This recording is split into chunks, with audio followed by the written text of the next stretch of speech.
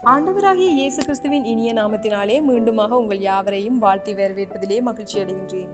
சிறுமி ஒருத்தி ஒரு அழகான கடற்கரையில் நின்று கடலை பார்த்து அழுது கொண்டிருந்தாள்.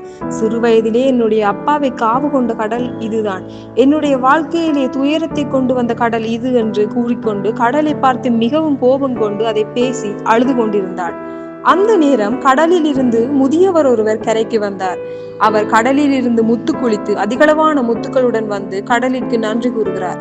இந்த கடல் தான் இவ்வளவு முத்துக்களையும் தந்தது, என்னுடைய வாழ்க்கையில் இவ்வளவு நன்மையை தந்தது என்று மிகவும் மகிழ்வுடன் கூறுகிறார். இதிலே நாங்கள் எதை பார்க்கிறோம் என்றால், ஒரே கடல் ஒவ்வொருவருக்கும் ஒவ்வொரு விதமாகவும் தோன்றுகிறது. ஏனென்றால் அவர்களுடைய வாழ்க்கையில் நடந்த சம்பவங்களை பொறுத்து. இதே போலதான் நாங்கள் நன்கு அறிந்த இலக்கம் 6 ஒவ்வொருவருக்கும் ஒவ்வொரு விதமாக தெரியும். ஒருவருக்கு 6 போல தெரியும், எதிராக நிற்பவருக்கு 9 போல தெரியும். வேதத்திலும் கூட யோசேப்பினுடைய வாழ்க்கையை நாங்கள் பார்க்கும் போது போத்திபாருடைய மனைவியின் பார்வையில் ஒரு விதமாகவும் தேவனுடைய பார்வையில் இன்னொரு விதமாகவும் தென்பட்டார். அதே போலதான் தாவீதும் அவனுடைய குடும்பத்தாரின் பார்வையில் ஒரு விதமாகவும் தேவனுடைய பார்வையில் இன்னொரு விதமாகவும் காணப்பட்டார்.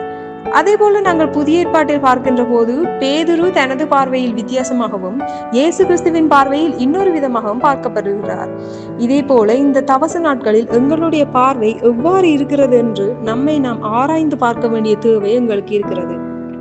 தேவன் பார்க்கிற மாதிரி நாங்கள் பார்க்கிறோமா? எங்களுடைய பார்வைகள் ஒவ்வொன்றும் வித்தியாசமாக இருக்கும். எனவே எங்களுடைய பார்வையை வைத்து பிறரை தீர்ப்பிடவோ அல்லது நியாயம் தீர்க்கவோ நாங்கள் முயற்சிக்க கூடாது.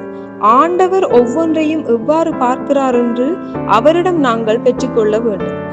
அன்புள்ள ஆண்டவரே, நாங்களும் உம்மை போல எல்லோரையும் பார்க்கவும் நியாயம் தீர்க்காமல் குற்றம் பிடிக்காமல் பிறரை புரிந்து கொள்ள நீர் கிருபை செய்ய வேண்டுமாக ஜெபிக்கிறோம். ஆமென்.